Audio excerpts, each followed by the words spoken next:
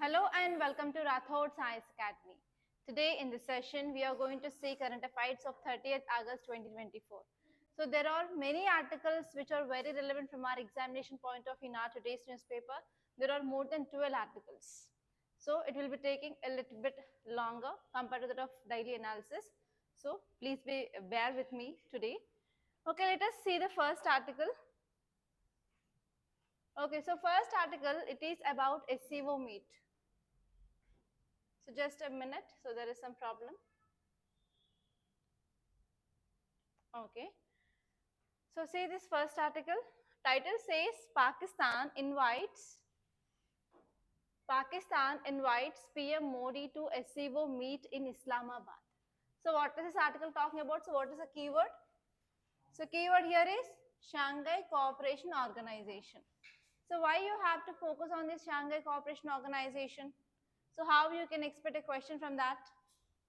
So please tell me how many members are part of the Shanghai Cooperation Organization? Tell me. So the keyword here is Shanghai Cooperation Organization. Actually, it is a 10-member organization. And here you have to know about who are members of this Shanghai Cooperation Organization. And now Pakistan invited India. So this is one new political dynamic that we can see between India and Pakistan relations. So why Pakistan invited India? Because this year Pakistan is chairing this meet, and this meeting is going to happen from October 16th and October 15th and 16th. Okay, so in this context, where you can keep this article from which subject? From GS paper to international relations. So what are the things that you have to focus?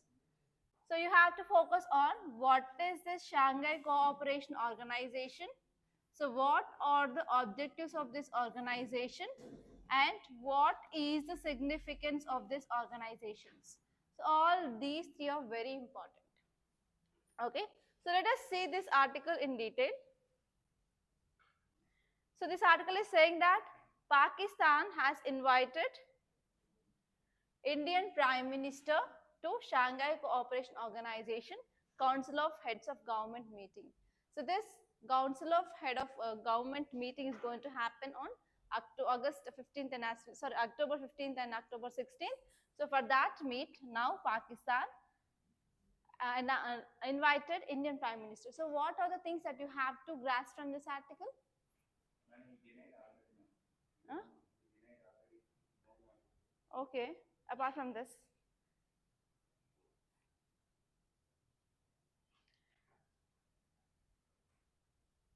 Okay, actually what is happening? I don't know what is happening here.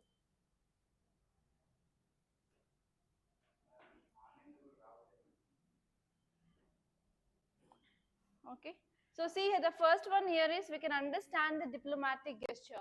So here, because of invitation of our Indian Prime Minister, which reflects that potential thaw. Thaw means THAW. What is the meaning of thaw? So here, that word you will be seeing in international relations. So whenever you're dealing with two countries' relations, sometimes we will be having ups and sometimes we will be having lows. So the low period is called as thaw. That means the tensions between India and Pakistan is at low time now. That is called as thaw. So we can understand that there is potential thaw between India and Pakistan relations. So it indicates the willingness of dialogue between India and Pakistan. And next one here is we can also focus on regional cooperation. So here Shanghai Cooperation Organization, which is focusing on the importance of regional collaboration and especially in facing common challenges like security and trade. So between India and Pakistan, we always have the security problem and as well as trade problem. Despite of this, we are going to have the regional collaboration in this Shanghai Cooperation meet. So here I'm not talking about what India's response here. Just I'm talking from Pakistan point of view because you can write a very good answer. And here if you see the Pakistan role, now this year Pakistan is chairing this Shanghai Cooperation Organization. So it is the responsibility of Pakistan to invite each and every country which are the members of this Shanghai Cooperation Organization so that we can enhance diplomatic stature. So this organization will be very much helpful for discussing of the regional issues of these countries which are members of this Shanghai Cooperation Organization. And even we can understand there is participation dynamics, like whenever the different nations they said that we are going to attend this, means it will be highlighting about what are the international interests and what are the discussions that they are going to have in this Shanghai Cooperation Organization.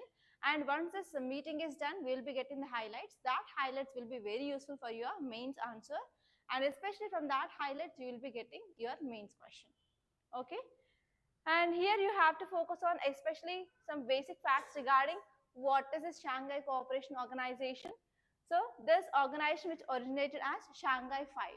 So initially when the Shanghai 5 had formed in year 1996, there are only 5 countries which are part of it: China, Russia, Kazakhstan, Kyrgyzstan and Tajikistan. Even India and Pakistan, they are not founding members of Shanghai Cooperation Organization. And actually it was created to address the concerns about extremist religious groups and ethnic tensions after this dissolution of USSR in year 1991. And later on, in this Shanghai 5, Uzbekistan added as 6th member, and later on, recently Belarus also had been included. Apart from that, India, Iran, Kazakhstan, China, Kyrgyzstan, Pakistan, Russia, Tajikistan and Uzbekistan are member. And you have to remember in this Middle Asian countries, here we have all stans. Tajikistan is there, Kyrgyzstan is there, Kazakhstan, Uzbekistan, but Turkmenistan is not part. So from this you will be getting question like which of the following members are not part of Shanghai Cooperation Organization. So like that also you can get question. So you have to remember that Turkmenistan is not the member. Okay.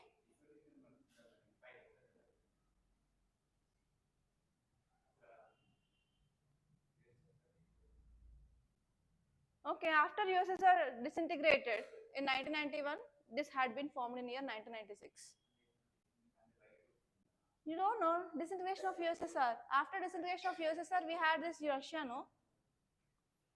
So here, what is significance of the Shanghai Cooperation Organization? First one is it will be helpful for addressing the security issues in Asia, because primarily Asian countries are part of the Shanghai Cooperation Organization. So this is one important thing that you have to remember. And especially this organization is focusing on security issues which are facing by these Asian countries. And this one here is Russia and China. They view that this Shanghai Cooperation Organization is an alternative for Western organizations. Okay, and apart from this Shanghai Cooperation Organization, we are also having other Asian groups like BRICS. Okay, and if you see the Shanghai Cooperation Organization, which represents 40% of our world's population, and the member countries, they will be contributing around US dollars 23 trillion to our global GDP. So these points are very important. So what is the population contribution? What is the contribution to global GDP? And I want to give you one question. The question here is describe SCO's role in addressing security challenges in Asia and its impact on regional stability. So the important aim behind the formation of the Shanghai Cooperation Organization is to address security challenges. So how far these challenges had been addressed? Okay, so that thing that you have to focus, and this way you will be getting questions in your mains. And say this topic: Nilagiri's ration shops fortified to keep wild elephants and sloth bears at bay. So what is this article talking about? It is an example of human-animal conflict, right? So why here elephants and sloth bears are attacking these ration shops in Nilgiris? Because of lack of food in their habitats. So why this human-animal conflict is happening? What are the reasons? Yes, tell me what are the reasons behind this human-animal conflict? Fast. So why this human-animal conflict is happening? Yes, deforestation.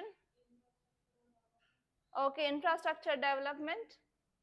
Okay, first one is deforestation. Next, infrastructure development. Next, habitat fragmentation.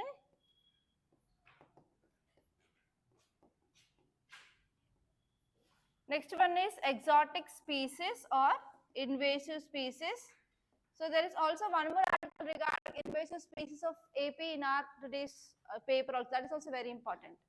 And next, because of climate change.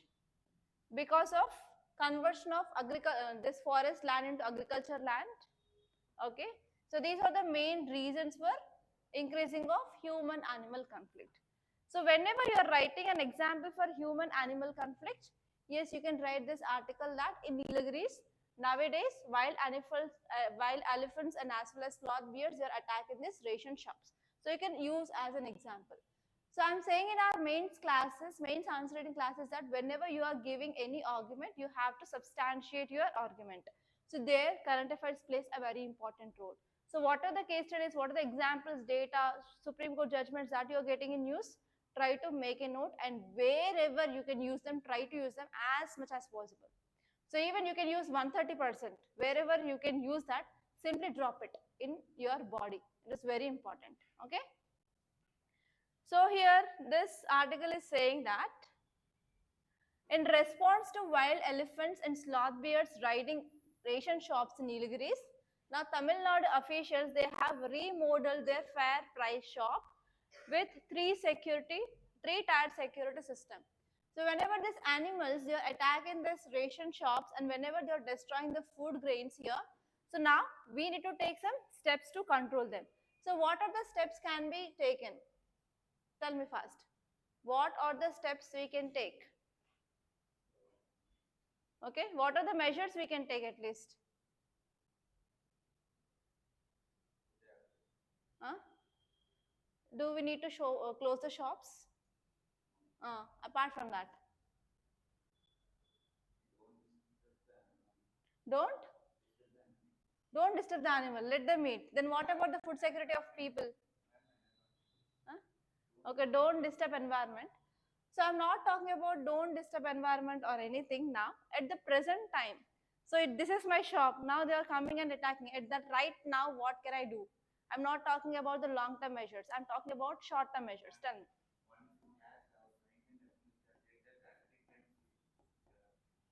What? Okay, yes, one thing is electric fences. Next.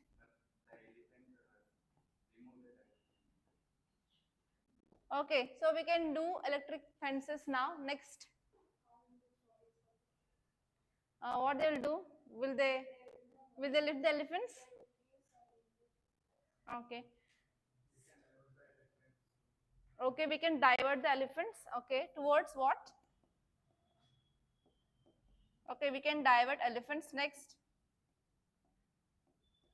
For that shop, we have to, what steps we can take for that shops? Online students, fast.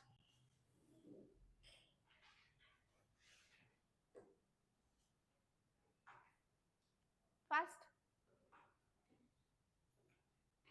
Okay, so here you have to note down this three-tier security system, and you have to focus on what are there. The first one here is they came up with electric fences, and next one is reinforced shutters. Shutters, you know this iron shutters, right? So they are coming up with iron shutters, and even they are also focusing on some safety measures for elephants and as well as sloth bears. So these three-tier system they are focusing on. Okay, to decrease this human-animal conflict.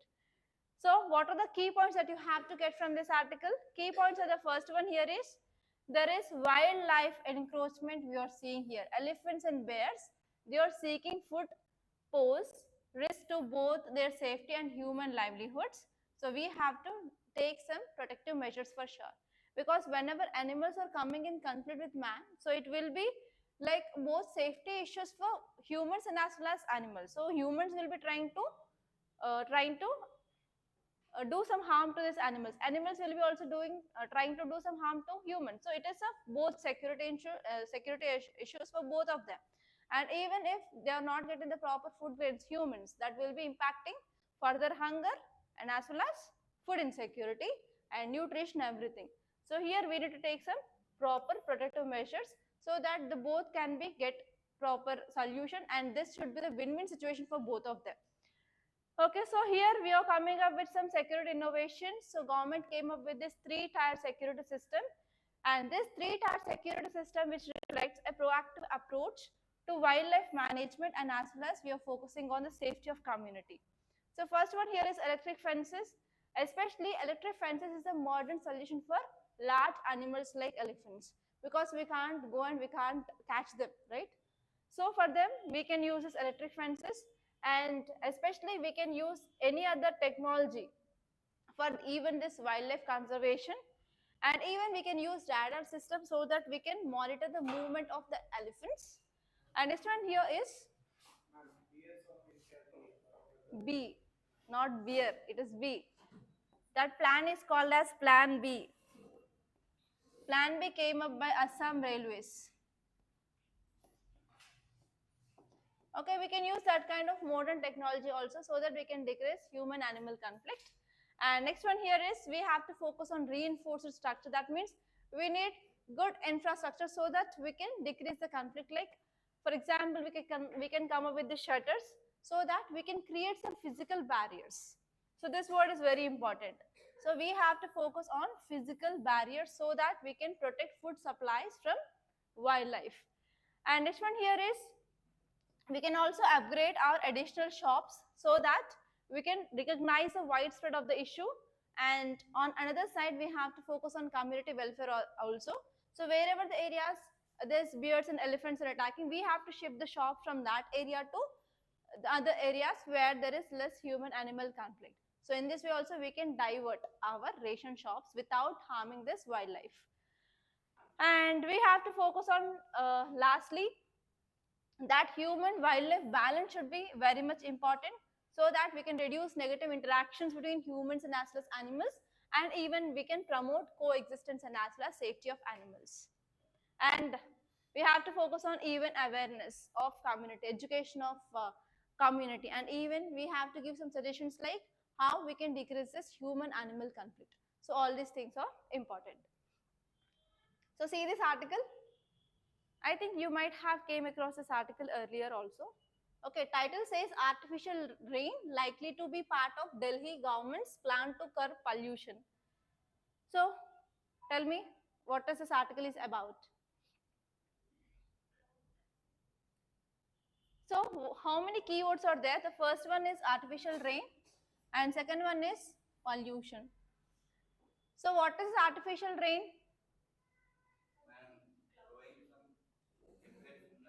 Okay, throwing some chemicals. Can you tell me examples of those chemicals? Okay, sodium iodide. Is that sodium iodide exactly? Or potassium iodide? Next. Or silver iodide? Sodium, potassium or silver? Next. Only that's all. Okay. Tell me how this artificial rain curbs pollution. Ah. Okay, why Delhi government need to take this step? Especially in which season? In which season? Yes. So actually every year Delhi will be having this problem of air pollution during winter season. So is winter season started? It started or not? So tell me how many seasons we have in India? What are they? What about the spring season?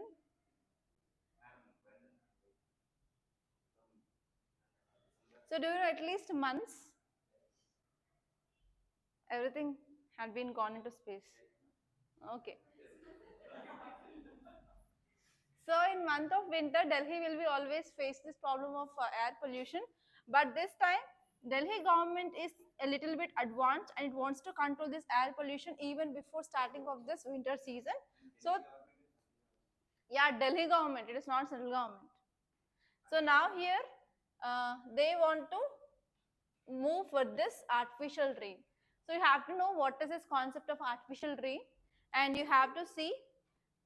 So do you know another name of artificial rain? Yes, cloud seeding. And you have to know what is the mechanism of that cloud seeding, how it will happen, and you have to know what are the applications of this cloud seeding. So here one application they said that it can reduce pollution. So apart from this, tell me other applications of cloud seeding. Okay, one is pollution, to curb pollution. Apart from this pollution, where can you use this cloud seeding? Karnataka people. Okay, to increase rain in drought affected region. Next, it will be helpful for agriculture and as well as ensuring of food security. Next, temperature. Okay. Next, you have to think, and these things that you can't get anywhere, that you should develop on your own. I think many of you might understanding about importance of thinking. Yes or no? You have to think beyond. Nothing will be there in books. Come on, tell me. Apart from these four, what are the other applications of this cloud seeding? In desert region, okay. Even it will be helpful to increase water table, groundwater table. Next. Okay, let us see this article. So now, Delhi government is considering artificial rain and it is also a work from home policy. It is also a work from home policy and they are focusing on vehicle ban and pollution hotspots as part of its winter action plan to combat air pollution. So in every winter, so the air quality will be very severe in this Delhi region. So they have to take the steps. So this year, Delhi government is little bit advanced and it is taking steps even before the starting of winter season so that it is expecting that it can control that air pollution in the time of winter. So if you see the first important point here you have to understand is artificial rain is an emergency measure they are taking now, especially because to control the severe air pollution episodes. And the important problem now with Delhi government is it even requires central government support for this. It will be like heavy for that Delhi government because it needs lots of financial funds. So for that finance, it also needs the central government support. Okay, so this is the one important problem now which is faced by the Delhi government, whether to implement this project or not. And next one is they are going for proactive work from home strategy so that they are also encouraging remote work before pollution peaks reflects in a shift in policy, so that what happened whenever before even rising of these pollutants in atmosphere of Delhi. So whenever they're implementing this project, then that will be leading to the decreasing of pollutants so that we can understand that yes, there is a shift in policy. That means after the disaster happened, so they are taking pre-disaster steps. So this is the thing that we can understand.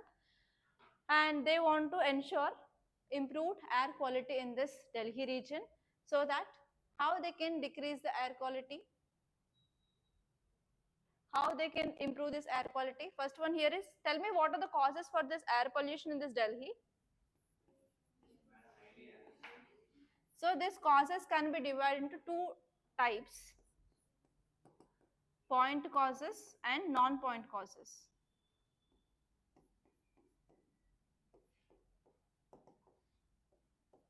Okay, so exactly these are the direct contributors, they are indirect contributors. For example, vehicular pollution, so increasing of vehicles, that is one of the important. It is called as point source. Point source, and next one is non-point source. So point source are because of vehicular pollution.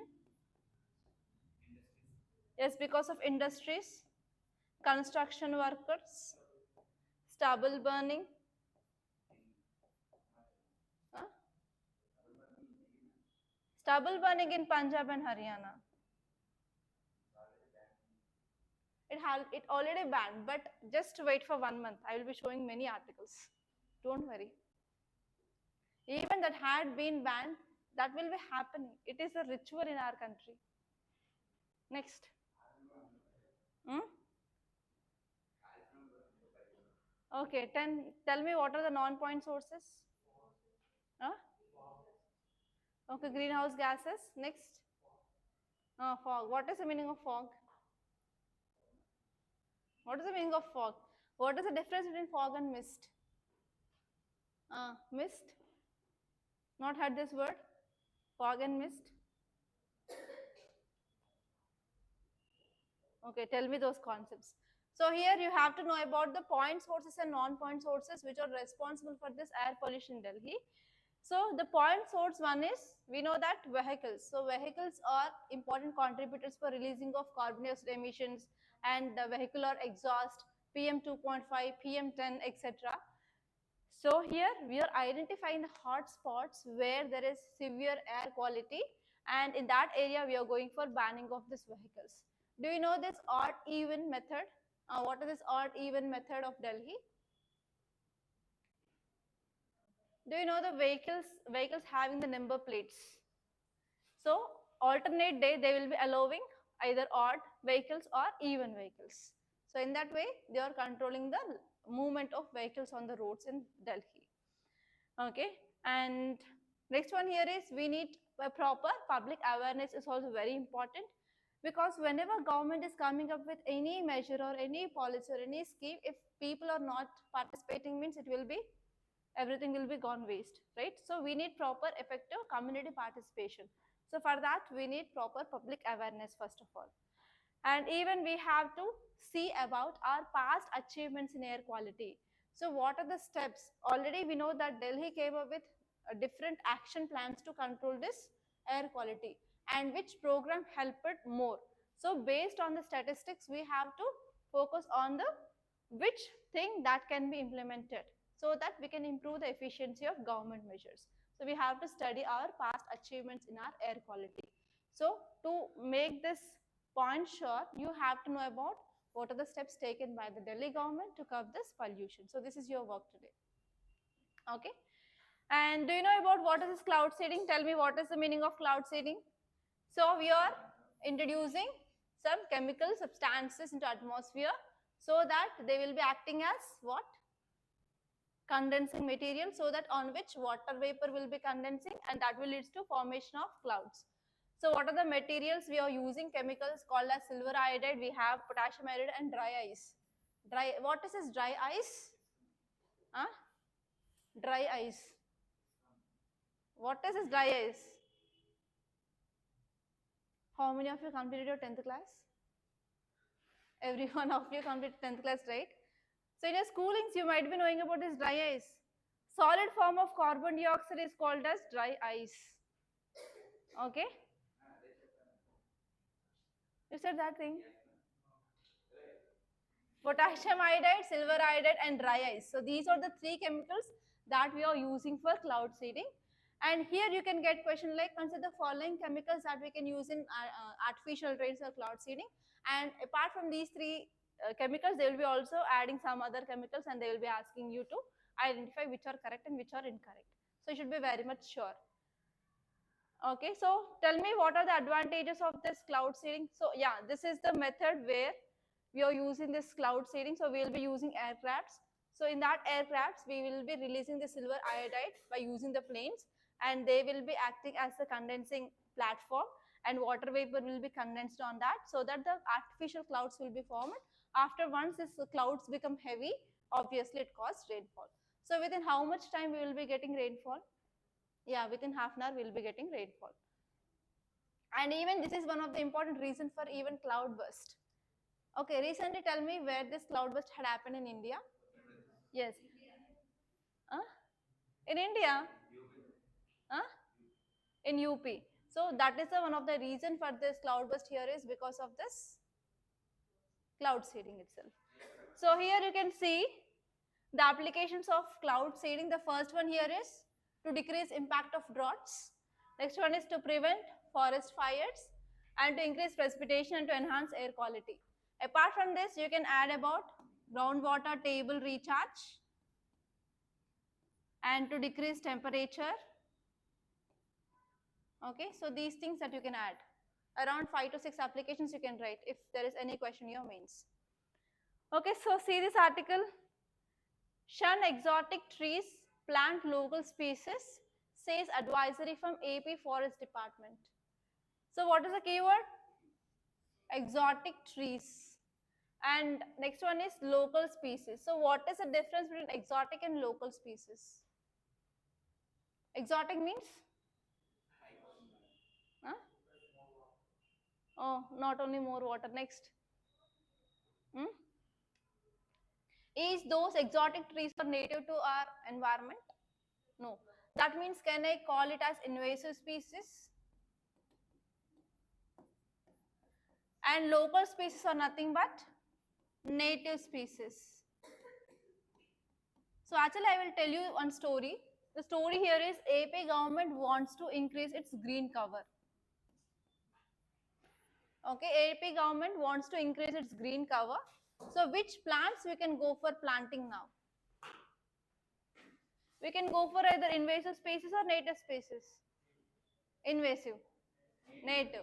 So what are the advantages of this native species over this exotic species? Okay, the survival rate will be very high. Next. Yeah, they can adapt. Next. Next. Huh? Yes, local people have the knowledge about that. Next. It will be helpful for proper ecosystem and enhancing of our biodiversity. And actually, whatever the animals which are present in that environment, they will be feeding on this so that we can ensure food security. If you are ensuring food security in natural habitats, even we can also reduce this human-animal conflict, right? That is the thing which mainly said here, nothing more. Okay, now tell me, what are the reasons for this invasive species? What are the reasons for the increasing of invasive species now? Because of globalization. So because of globalization, what happened? So each and every country is dependent upon another country in trade, in imports and exports. This species, they will be coming either accidentally or intentionally. That will be creating havoc in our natural environment. And next important reason, can you tell me? Yes, migration of birds. Next, because of climate change. Next, come on, think, you can do it. Okay, let us see this article. So context says that AP Forest Department advised local officials to plant indigenous tree species instead of 3 exotic species that deemed harmful to environment and as well as human health. So whenever we are going for invasive species or exotic species, that will be causing harm not only to humans but even environment and especially biodiversity which is present in that area. And why this step it is taken by this government? Because here now AP state government want to increase green cover to 33%. So how many of you are from AP? Okay, AP students, you have to make a note of this data. And if you see the details, it says that whenever we are going for planting of these exotic species, what happened? It will be having environmental impact. So to decrease this environmental impact, we have to give a push for indigenous trees so that we can understand that we are giving importance to our local ecosystems and we are going to promote our biodiversity, and even this local trees are even climate resilient as well. So according to the climate, they can adapt to that climate, that environment. And this one here is one recently one PIL. What is this PIL? Public interest litigation. So one PIL had been filed in Supreme Court. That is, we have to promote this traditional plants compared to the exotic plants. So and even this PIL is it is trending. So here because of this PIL we can understand that how we have to manage our environment, how we have to focus on the scientific evidences. So why we need to focus on improving of our local native trees. Okay, and next one here is we can understand the health considerations. So because of this exotic species, they pose potential health risk, and even we have to do some extra research and development regarding this non-native flora. Further it will lead to financial burden on our government. So to decrease that also we can focus on the promoting of local trees. And even there is some advertisement regarding certain species showcase a proactive approach to disaster management, particularly in cyclone prone areas. Do you know about this mangroves? Mangroves are example of wetlands. So do you know about the Sundarbans, where it is located? Yeah, West Bengal. So why the name which got Sundarbans from which? Yes, it is having trees called as Sundari trees. So because of that Sundari trees, that so and so mangrove got this name called as Sundarbans. And they are very strong, and they are even protecting this West Bengal if there is any cyclone, right? So if you're having these exotic trees, whether they will be as tolerant as native, no, right? So even I want to give you an example. So always the people will be comparing that the child who had mother milk will be strong compared to the child who had this bottle milk, because they have immunity. So in the same way, when we are planting the local trees there, they will be much more climate resilient than compared to the exotic. So that thing that you can write here. So if you want proper disaster management approach, especially in the cyclone prone regions, we can go for local native trees. And even AP, which is a coastal state, and many a times whenever this cyclones in Bay of Bengal is happening, it will be having impact on AP for sure. Okay, so because of this, even we need to focus on this local trees compared to native trees from even disaster management. So whenever you are writing about an answer regarding disaster management and how to control these disasters, especially floods, you can use this point also. Okay, and even you can give the example of this. AP wants to increase 33% of cover, and they are focusing on improving of local native trees. Even that will be helpful for disaster management also. So in that way also you can use this article. Okay, and even finally community engagement is important, and this is an example which shows that we are going to improve our afforestation in our country, especially in the state of AP, so that we can combat deforestation and even we can promote ecological health like that. So here these are the three those exotic species. I think you might have seen at least one or two. So this one you can see in even in Hyderabad, especially on the footpath. So these trees you can see. So we will consider that they are exotic trees like that. These trees you can see here. Okay, so these are the three types of trees. And what is invasive species? It is non-native species. We are introducing into the new environment. So because of this, it is causing harm to our ecosystem, economy, human health, whatever it may be. So what are the characteristics? So this characteristic part you can get 10 marker mains question. What are the characteristics of invasive species? They are non-native, they are not present in the proper environment. So it can be spread via agriculture, transportation, or any pet trade.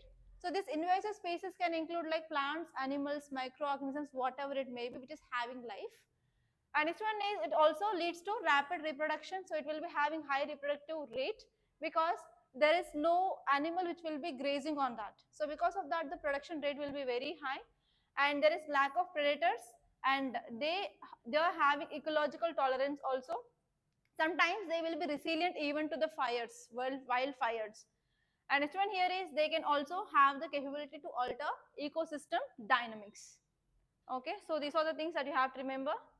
And see this article. Yesterday we discussed about this misleading ads. Yes or no? What is that? So what is the rule number that I discussed in yesterday's class?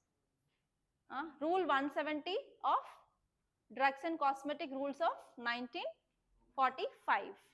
Okay, which had been omitted by Ayush Ministry. So here Supreme Court gave a stay on that. So that is the thing that we discussed in yesterday's class, right? So now let us dig something into deep. So Supreme Court of India is addressing this problem of misleading advertisements, especially in medical sector of Ayurveda, Siddha and Unani. So previously, some companies like Patanjali Ayurveda, also there are some cases which had been filed for misleading advertisements. So now here Ayush Ministry attempts to evade strict regulations so that they don't want to have the proper quality control in alternative medicines. So now what happened, Supreme Court said that no, you should not do this. So even for whichever the healthcare system is there, like homeopathy, Ayurvedic, allopathy, so they need to focus on proper advertisements. So they should not have any misleading advertisements. So if there is any misleading advertisements, obviously it will be having an impact on the people health, and life is most important, so that no one should be accepted. So this is the thing which mainly said by Supreme Court. Okay, so that is the thing, nothing more than that. So see this article, moving the spotlight to grassroots democracy. Okay, so tell me what might be this article is talking about. So what is this Election Commission of India, ECI? Okay, constitutional body. So which article talking about this ECI? 324, very good. So here, what are the functions of this ECI? It will be conducting elections for whom? For president, vice president, Lok Sabha and Rajya Sabha. Okay, so we have state election commission, right? So this state election commission is conducting elections for whom? Municipalities and panchayats. Okay, so if you see, if you compare between this state and as well as Election Commission of India, so which is powerful? ECI is powerful. And if you see autonomy between this ECI and SEC, so which is having more autonomy? ECI is having, but SEC is not having. So if you want to promote this grassroots democracy, we have to focus on this municipalities and as well as panchayats, right? So grassroots democracy means at the local level. So actually these municipalities and panchayats are not present in our original constitution. But through 73rd and 74th Constitution Amendment Act, so we introduced this panchayats and as well as municipalities. So it is a responsibility of State Election Commission to conduct elections for these municipalities and panchayats. So actually the problem here is, so there are some issues with this SCSE, so that we are not ensuring proper elections for these municipalities and panchayats. So here we have to take some measures to improve the credibility of SEC. So this is this article. Okay, so this is entirely from your polity point of view. So let us see some important things. So Election Commission of India is a credible institution compared to that of state election commissions. So now this article is saying that we need strengthening of state election commissions so that we can also increase the credibility of state election commissions. Huh? Yeah, that's what. So many SCCs are facing some systemic disempowerment resulting in delays and as well as litigations with the state governments. So these are the problems. And if you see the details that is said in this article, it is saying that the credibility of ECI is having the successful track record which highlights about the independent electoral bodies. So here in the states also we have the state election commissions, but we need uniform approach here. So we are not following the same credibility for this SCCs at the state level. So we have to improve the credibility of this state election commissions. And actually this SCCs are facing the problem with disempowerment. So there are some legal battles within this SCCs, and even there is lack of autonomy for this SCCs. So because of this, the effectiveness of this state election commissions is decreasing. So we need to improve the power, or we need to empower this SCCs so that we can improve the public trust, so that we can also decrease the delays in local self-governance. And actually, so these SCCs are also facing another problem, that is there is lack of elected councils. So around 70% of urban local governments, they are not having the councils. So democratic representation at the grassroots level is severely get compromised if you're not having this heads for these councils. So it is a responsibility of SCC to elect these people, but because of lack of autonomy, here SCC is not going for filling of this.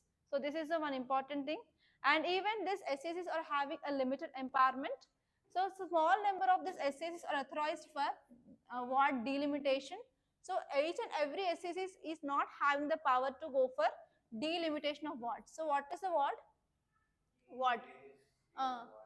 Yes, we will be having ward members. Yes. So here for that ward elections also we need to have delimitation. That means each and every ward should have the equal population or equal number of voters. So here it is the responsibilities of SCC to come up with this ward delimitation, but only very few SCCs are doing this, but not all. So because of this, what happened? There is stall in democratic engagement process. So there is stall in election process in urban areas and as well as rural areas. And even if you see about the constitutional mandates, so timely local elections are mandated by our constitution, but there are sometimes deviation which is happening. So on time, the elections which are not going on. So because of this, it will undermine democratic integrity and as well as citizen trust as well. So that we need proper reforms in this SSS so that we can ensure proper functioning, transparency, and as well as if you want to ensure grassroots democracy, this SSS need to be performed well. Okay. And not only that, even many a times there are some allegations that in this SCCs, so there are malpractices which are going on in this local elections. So here, for example, there are delayed mayor elections even in Hyderabad, and even there is some systematic flaws. So we have to take urgent reforms to protect our democratic process. Okay, so whenever you are writing an answer regarding this local self-government, you have to include the state election commissions and as well as what are the challenges which are faced by the state election commissions. Clear? So it is entirely polity based topic. Other than this, there are 5 more articles which are important. So let me show you those also. Biotech NGMA, it is about biotechnology initiatives need long-term capital investment. So what is about this biotechnology? Bio is regarding life. Technology? Huh? Okay. So if you want to come up with the recent advancements or doing some research and development here, for example, like diagnosis of disease. So we need test kits for TB elimination. Or for example, monkeypox, we need vaccine development. So if you want any technological advancement, so without capital, can we do it? No. So we need enough capital. So because of this, recently government came up with this Bio E3 policy. Okay, so Bio E3 policy is nothing but biotechnology for economy. Okay, how biotechnology will contribute to economy. Okay, so here you have to know this, what is this policy about. So after once this class is done, I will be sharing you the data regarding this Bio E3 policy in our WhatsApp groups and Telegram channel. Okay, so this is very important, and tomorrow I will be giving you question on this Bio E3 policy for your mains practice. And next one here is, should lateral entry in civil services be encouraged? So already we discussed about this topic, so I'm not going to take this topic for discussion. And next one here is analyzing gender budget. What is this gender budget? What is the meaning of gender budget? Okay, so whenever we are discussing about gender inequality, there from economy point of view, we said that we have to include gender budgeting. That means the budget which should be focusing on improving of women's participation, women's health, etc. So the problem here is the gender budget had reached just 1% of GDP in our country. Okay, so this 1% they are focusing on pro-women schemes. So you have to know which are the pro-women schemes on which government is focusing. So this is very important. And next, see here one more article. India, China hold 31st WMCC meeting to iron out issues. So actually you know that between India and China, so we are having issues at LAC region. But I said that we need diplomacy. So I think 2 days ago we discussed one article like warfare is not a solution to resolve the issues. We have to go for diplomacy. But we are going for diplomacy and we are having 31 rounds of talks between India and China. But till now there is no solution. So what should be the solution? Okay, I am leaving answer for you. Okay, see this another article. Portal launched for registering sexual harassment cases. So whenever you are writing about an advancements or like science and technology in addressing these issues of gender inequality or gender-based violence, you can use this portal. Okay, you have to know what is this portal. So here Union Ministry of Women and Child Development launched SheBox. So note down this SheBox. It is a centralized portal for registering and monitoring complaints of sexual harassment of women at workplace. So this article you can use even in your ethics. Okay, clear? And see other articles. Moody's, Fitch flag concerns about jobs, private investments. What is Moody's and Fitch? International credit rating agencies. So yesterday we discussed that. So Indian government is going to face lot of problem to enhance non-farm jobs. So the same thing which had been said by now Fitch also, because we are getting very less private investments. And say this article, IMD warns cyclone in Saurashtra, Bay of Bengal depression. So here, what is this depression? So the first step of formation of cyclone is formation of depression. So why this depression forms? Because of formation of low pressure area. So this had been formed and now there is a warning that we are going to have a cyclone. So here you have to focus on what is a cyclone, what are the conditions which are necessary for formation of cyclone, and what are the stages of formation of cyclone. And even you have to see the diagram of cyclone, where is the eye is located, where are the bands are located, where this cumulonimbus cloud will be formed, how the movement of cloud, this cyclone will be happening. So all these things that you have to see. And it is talking about Bay of Bengal. And you have to estimate like which states are going to be affected because of this Bay of Bengal cyclone. Okay, so all these are important articles. So by this I'm concluding. Thank you so much guys for watching, and please do like this class and share this class, and do subscribe to Rathods Science Academy.